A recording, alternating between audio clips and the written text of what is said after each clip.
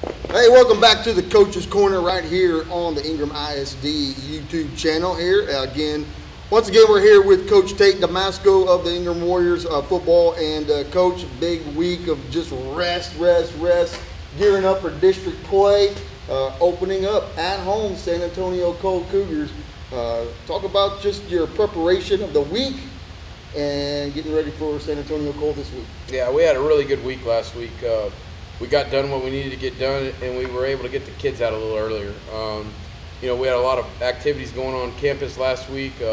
Volleyball, wanted to make sure they could go support the volleyball team. We actually went up and watched team tennis play, and then we went to the band concert as a football team on Thursday night. So we balanced what we needed to get done fundamentally wise with, supporting the community, because we've had such great support so far this year. I heard there was a lot of kids that went to even like at Stonehenge over the weekend, that kind of supporting the community with the arts and crafts fair, and then little local things that were happening around. That's got to be pretty huge, not only just for you as a program, but at the same time with that community and people recognizing these players and stuff now in your team. Yeah, I mean, when they show up places, people know who they are, and that's that's what we want to represent. Ultimately, we're playing football, but ultimately at the end of the day, we hope that we make better men out of these kids that are here, and as they go out in the community, that people can recognize that we have some really great kids and a great community members, and we want to make sure the football kids understand. I understand it's Texas. I understand this is football, but there's so much more outside of these walls, and we get so much support from so many different people that we want to be able to go support those people that may not get the support that we do. So we think that's really important, and we focused on that last week. And so, starting today, we're going to start narrowing our focus to Cole. And, we had some good workouts this morning and then this afternoon. And so, our main goal this year is we haven't won a district game in 4 years. So we have a couple seniors that have played since they were freshmen that hadn't won a district game. Our goal is, as we start district, is we want to end that streak. And, Friday night would be a perfect opportunity for us to play really well, which we will have to play really well, and end that streak. You're on a roll right now. You had up some bumps right there in the very first game. All of a sudden, 3 straight wins, and then the open, and now with district opening up, it's the momentum that you guys have built from those 3 straight wins. How important is that as through your workouts and getting here open district? Oh, it's really important. And in fact, I was talking to another coach on the phone this morning. I was like, man, I wish our bye week wasn't where it was. Don't get me wrong, we needed it. We needed some rest. We had some bumps and bruises that we needed to get over, but we were rolling so good. And that's the fear going into this week is, did we get done what we needed to last week to make sure we're primed and ready for Friday night? And so we're going to narrow our focus this week on that, and we're hoping to play good. We're hoping to play well on Friday night. And it's here at home. It's at home. I talk about this, getting the community out, all the fans, the student body, the teachers, the alumni, opening up with the excitement. Just talk about just packing the house and getting them motivated behind you guys to motivate and you. They've done a great job so far. I mean, we've had a lot of people at our game. We had a great crowd at Comfort. We had a great crowd at Harper when we went to Harper. And then 2 weeks ago, it was unbelievable the amount of people that were here. And so we're expecting another big crowd.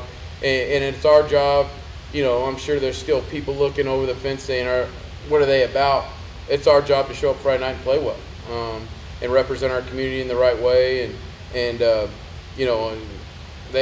think they had a grease fire down there in the concession stand. For a while there, I couldn't even see across the field because there was so much smoke going on. But it's been great so far, and we need to hold up our end of the bargain, and that's being ready to go on Friday night and playing really well.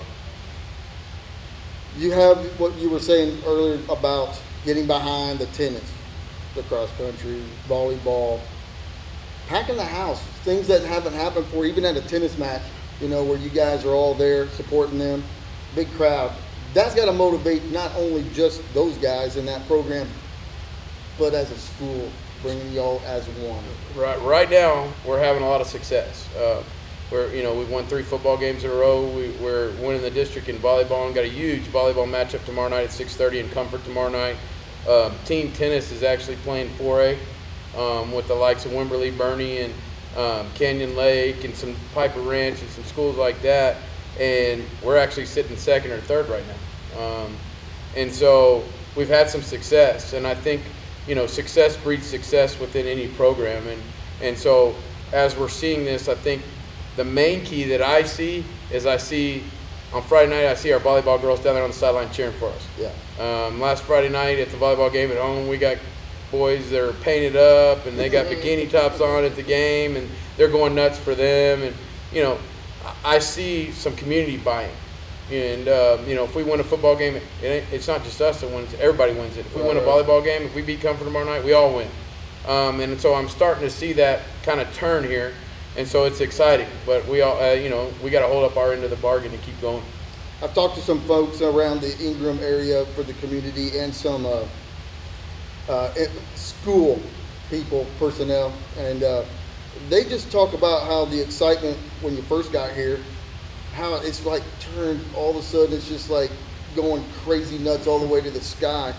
What are you bringing differently to the program that, you know, maybe in the past they had some success, but then it just kind of fizzled out? Well, first off, this is not about me. I've had the opportunity to hire some great people around me. I've had an opportunity to keep some people that were here.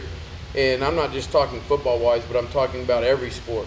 And they all came with a belief that we could get this place turned around. And they believed in the kids, and they believed in the community, and they've all jumped on board, and they've all gone forward from the day we've hired them. And so, you know, I can't tell you how thankful I am to have such a great group of coaches.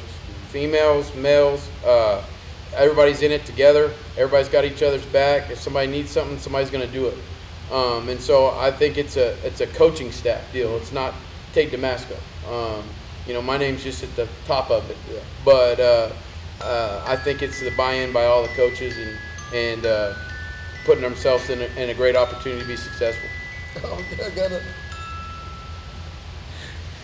San Antonio Cole comes in, you know, on Friday night, and it's one of those things where Ingram and Cole, it seems like Cole has the Ingram number. But there's a lot of differences. You know, you're getting some big beef up there on the offensive line and the defensive line. You've got some talent and speed and strength as well. Yeah, I mean, and we have the ultimate respect for Coach Kissy and the Cole program. You know, I know they've had a tough non-district schedule, that they've played some really good teams. And we're expecting to have a good, hard-fought game Friday night. And we're just hoping that we're around in the fourth quarter with a chance to win. But I don't really look at matchups as far as what's happened here in the past. Yeah. You know, we kind of draw a line in the sand, and we're moving forward. And you know, it's a big game because it's the next game. Mm-hmm. You know, if we do what we're supposed to do, it shouldn't matter what, you know, what's on the jersey of the other people. And that's one of the mindsets we're trying to get changed here. And you know, we're going to find out how successful that's been on Friday night when the ball gets kicked off. But you know, we're expecting a really good game from them. They've got some great athletes. You know, they do some things schematically that are going to put us in a bind. And so, you know, we have to do a great job throughout the course of the week getting our kids prepared and getting them in the right position to be successful. And so, yeah, I mean, we're expecting a great game Friday night, and hopefully we can come out on top. All right, Coach. Well, I know you got some things you got to do, and I know there's some other guys we're going to talk about. So when we come back, we're going to have Coach Marbach talk about that defense and how to slow down that Cole offense.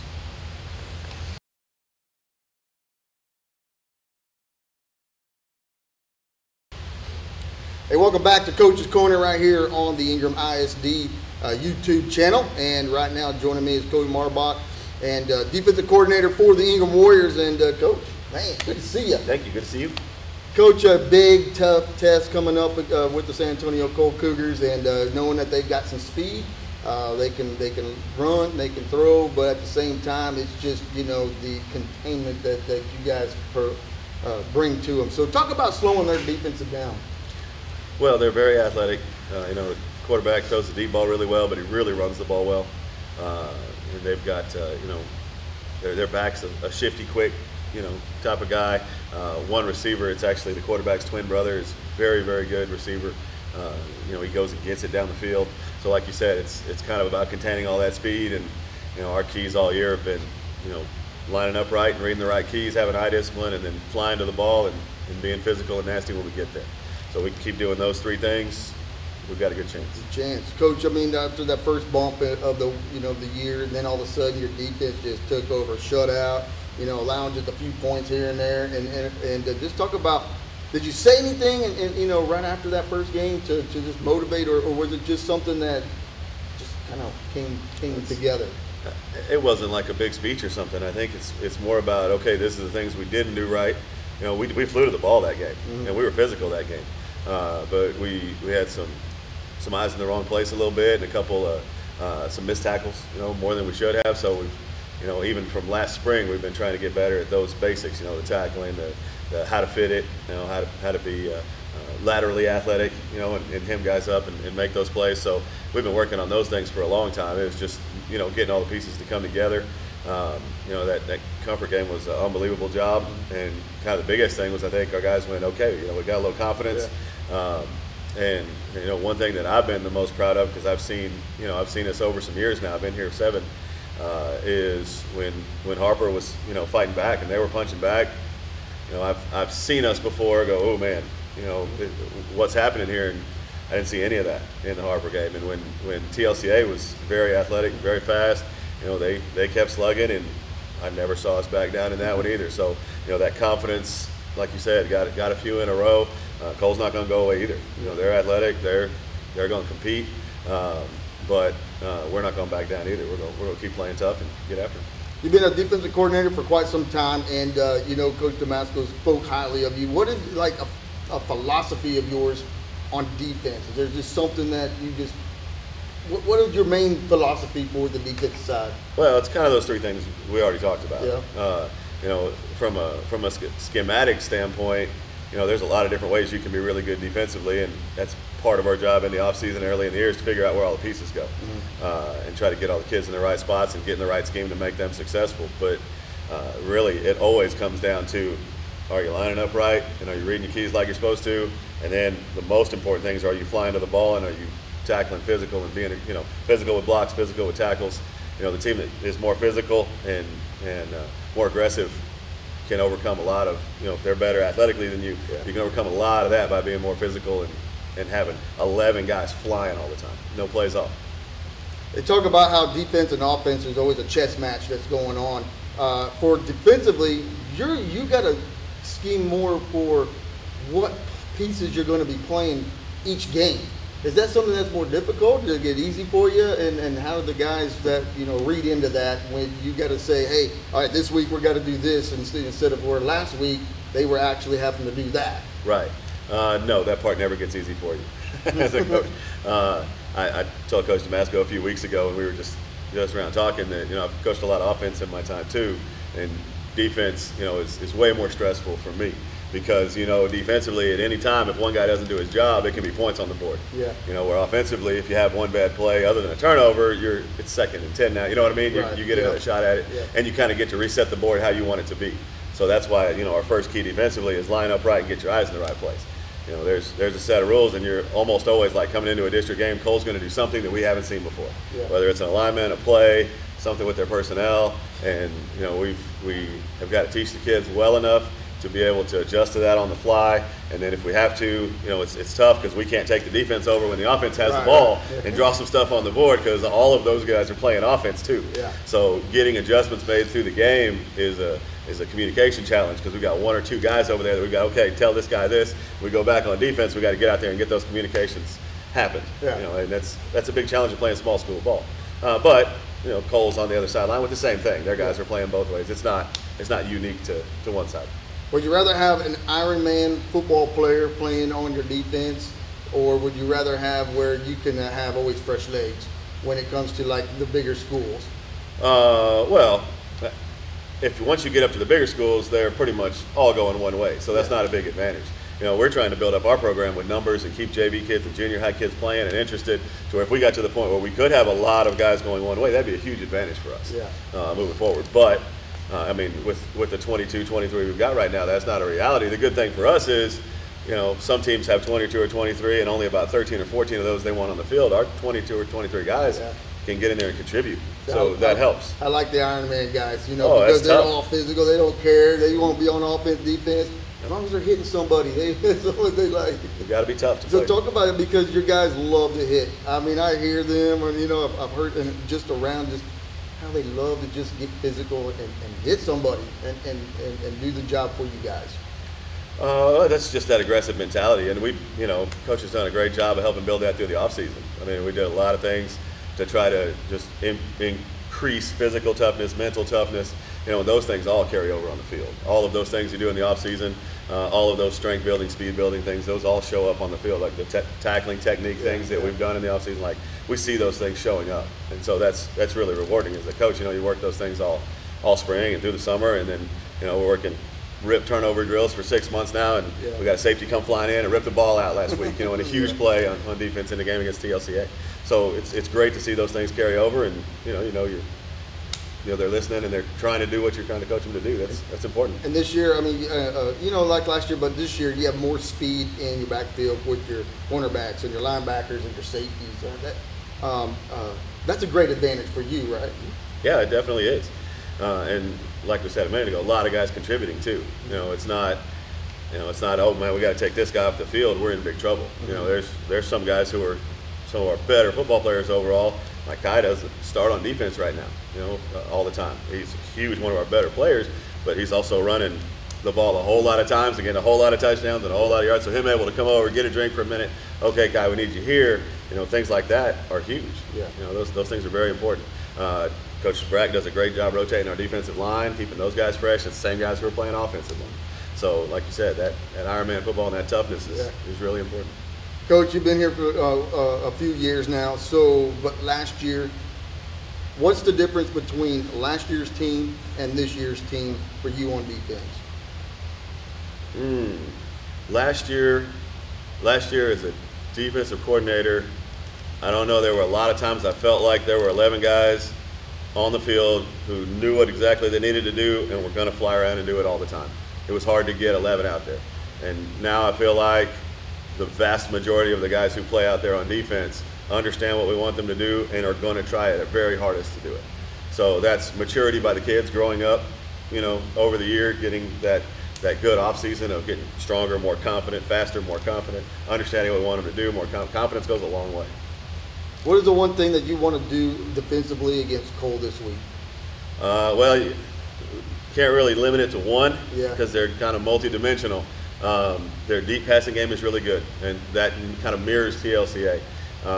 We didn't give up any deep balls to TLCA until the very end of the game, and really we shouldn't have given up. One of them was a really good throw and catch. The other one, we blew a coverage, and we shouldn't have given that one up. So we have to keep them. If they're going to catch a ball, we got to keep it in front of us and go tackle them. That's one really important part. And the other really important part is keeping that quick back, and especially the quarterback in here. They can't let those guys get out in space because they're so athletic and so dynamic, and they can make people miss and look silly. It's about keeping them in the box, be real physical, be real aggressive, and don't let them get going. You talked about that, like on the defensive line. They're actually, where they are, there'll be a gap, but somebody's always coming in to fill that gap, especially on a run and play. Something that like the years past, it was kind of like, whoa, there's a whole boom, and of course they're gone. But this year it just seems like they're all reading of what is coming on when it comes to open gaps and filling those holes. Yeah, I mean, we make plenty of mistakes. don't get me wrong there. There's lots of times where it's like, oh man, should have done this, should have done that. But we're right a lot also, and we're going to the ball so hard. When we make mistakes flying with confidence that we're going to make a play still. And we end up overlapping and covering for each other quite a bit that way. All right. Well, Coach, man, appreciate you showing up and being on here. And no more basketball. No more basketball. I started golf last year. There you go. I'm golfing in the spring. Awesome. Yes, there you go. Be out there 4. There you go, Coach Marbach. Appreciate you. Thank you. We'll see you next time. Sounds good. Coach Marbach, defensive coordinator for the Ingram Warriors. When we come back, we're going to have Coach Hinton right here on the Ingram ISD Sports Network on the YouTube channel.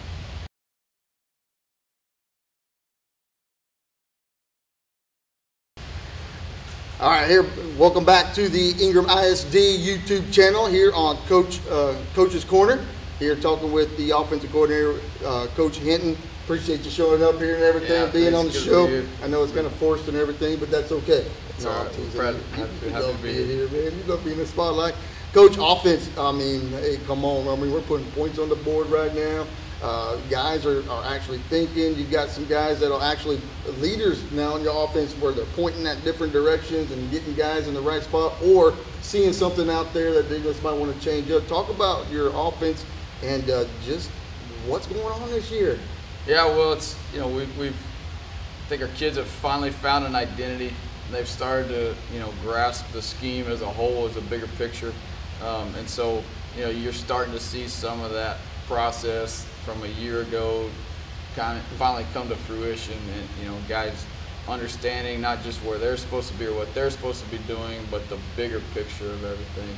And so, yeah, some of those pieces are starting to fall into place.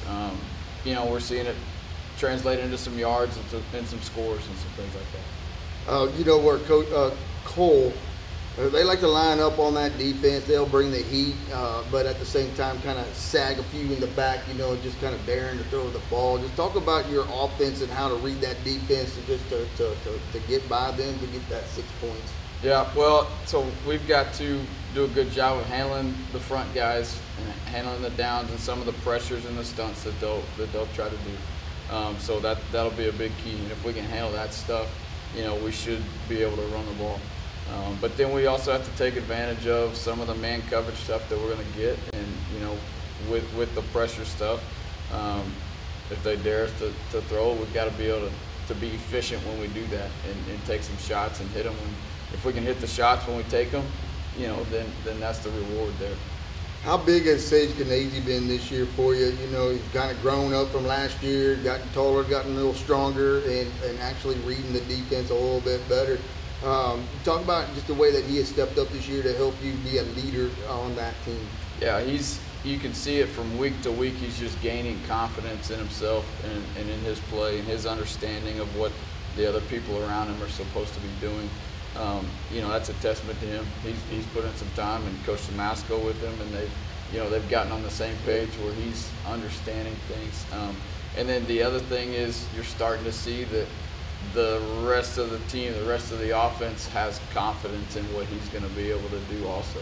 Your offensive line is pushing guys off like crazy, you know, and just talk about how getting some meat up there, you know, for this year, and being able to open up those holes and allowing, whether you're going to play a pass or a run or a delay, whatever, but those guys up front is what's getting it going for you. Yes, for sure. Those offensive linemen have done a really good job.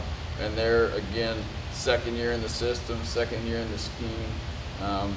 Their understanding of what they're supposed to be doing is a lot better. And then they're starting to, with that comes the confidence for them to play faster and play more physical. And there's some nasty showing up from those guys that, you know, that we really didn't see a year ago. Yeah. They're starting to take some pride in that nasty and that physicality, and they have the confidence that we can run the ball when we need to run the ball now. Awesome. Coach, you've been around some coaches that, you know, just they're high ranked up there in the state, you know. Talk about just how you coming up as a coach, being under the wing of some of those coaches to get you where you are today. Well, you know, I believe we're all just a product of our environment. The people that we've been around, you know, have heavy influences on us. And yes, I have, you know, been fortunate to be around some guys that have kind of helped me form my own identity and philosophies, coaching wise, and then also, you know, scheme wise with what we like to do. And I think that's one of the things that is starting to translate to some success here, is that Coach Damasco and I have had the chance to work together, and philosophies match up, and we kind of understand, you know, what we're trying to do, and we're on the same page. And you know, we have some similar influences in other places that we've been before we worked together as well. So yeah, just, you know, we're products of the people that we work with, and you know, when you get a chance to work together with people for a long time, it makes things easier, and, you know, you're communicating the same things to the team and to the kids, and the messages are the same. How big is it that with your offensive line to open those holes up for someone like Kai Hightower and your other guys that will touch the ball, you know, to run and have that power to get through or to break tackles like what Kai does? Yeah, you know, that's that's what's going to make us go or not go is those front guys, those 5 guys up front, and the 6th guy being the tight end. Yeah. If they play, we got a chance because, you know, at the end of the day, we want to be able to run the ball. You know, for us to be successful, to play good offense that supports our defense, we have to be able to run the football. And you know, those guys are owning it now. Yeah. They're buying into it. They understand, you know, what's on their shoulders, I think, and you know, it's starting to show up that they're proud to take that on. Yeah. What do you challenge your offense to, like, get certain amount of points, and then, you know, like we'll have big old dinner if you score 30 points in the game or something like that, or is it some kind of a motivation for them? Yeah, we haven't got into that yet. I mean, our goal is to have one more than they got at the end of the night. Yeah. You know, and I mean, you know, Coach Damasco took them out to his house to eat sandwiches after one game, so I heard you want to maybe do a steak or something like that. Well, there's been some talk of, you know, of feeding these guys, and we try to take care of them. Yeah. I mean, we try to feed these guys every chance we get, and there's been some really good community support and people in the community that have wanted to help out and provide, you know, and take care of those guys. But to this point yet, it has not been a motivational deal of points or yards or anything like that. Maybe like the day off, you know, or something, you get 30 and we win, Yeah. you know, something like that, or you'll run laps and no. I don't know. Coach, when you got to Ingram, it's like the Hill Country has been your home for a long time. But what was it like, you know, to come stepping onto the campus of the Warriors and then being around Tate again and some of the guys that you got actually kind of been around, Right. growing up? Yes, I mean, you know, always growing up in Kerrville, knew about Ingram, knew about this place, hadn't really experienced it, you know, but to get the opportunity to come back to this area and try to, you know, to be a part of making this, you know, a special place, it's been a lot of fun so far. You know, even my friends, you know, talking to them about coming home and being back here and everything. You know, I'm proud to grow up from here. I'm proud to be from here, and you know, to have the opportunity to try to make Tom Moore High School a relevant place and a special place. You know, I take a lot of pride in that. I think our whole staff takes a lot of pride in that. You know, there's no reason we can't. Yeah. And so it's fun to invest in something and put a lot into it and bring your family here and put your kids in the schools. And, you know, my wife teaches here at the high school. And to just immerse yourself in a single place and try to make it the best that we can make it. That's been fun and starting to become rewarding. Yeah. That's awesome, man. Yeah, you got that hometown feel, you know, in a small town. But what is one thing that you've learned about your team from the first day of practice up until this point for your offense? Well, I think the one thing is we found an identity in ourselves. We found that we can and believe that we can run the football. And then, you know, we've been efficient when we've had to throw it. You know, last week 2 weeks ago, we didn't throw very many times. We threw 3 touchdowns. Yeah. You know, so if that's what we're getting out of the passing game, then that's what we're getting. And then if I had to say a second thing, I would say, and Coach Marbach, I think, alluded to this just a second ago, but the don't flinch. You know, 2 weeks ago, we turned the ball over the first 2 possessions. You know, a year ago, that would have started the downward spiral. Defense stepped up, made a few plays. We come back, we answer, and we start rolling again. Yeah. You know, so some of that don't flinch we're starting to see that, and it's okay. We'll move on to the next play. We're still good enough. Awesome. Well, Coach, you know, I mean, it's been a pleasure to talk to you, and always good to see you. You know, it's like the last time I saw you, you were just getting ready to head on out to college, you know, and stuff. But it's always good to see you, and welcome back to the Hill Country. And yeah, just one more thing. What do you got to say to the fans and you know, and the town? Paint the town red and white, baby. Paint the town red. There you go. Yeah, just keep it rolling. We've got another home game this week coming up, and the things are starting to show up. And you know, we want this to be an all of us together deal. It's not just about the football team, it's about the community, it's about the school. Starting to see the buy-in in the people, you know, getting excited about this thing. There's no reason not to keep it rolling. So keep showing up. There you go. Coach, appreciate you. Yeah. Yes, sir. And yeah, we're going to have to see you next time, man. That's Yeah. awesome. Yeah. So until next week, we'll see you next time here on the Coach's Corner on the Ingram ISD YouTube channel. We out.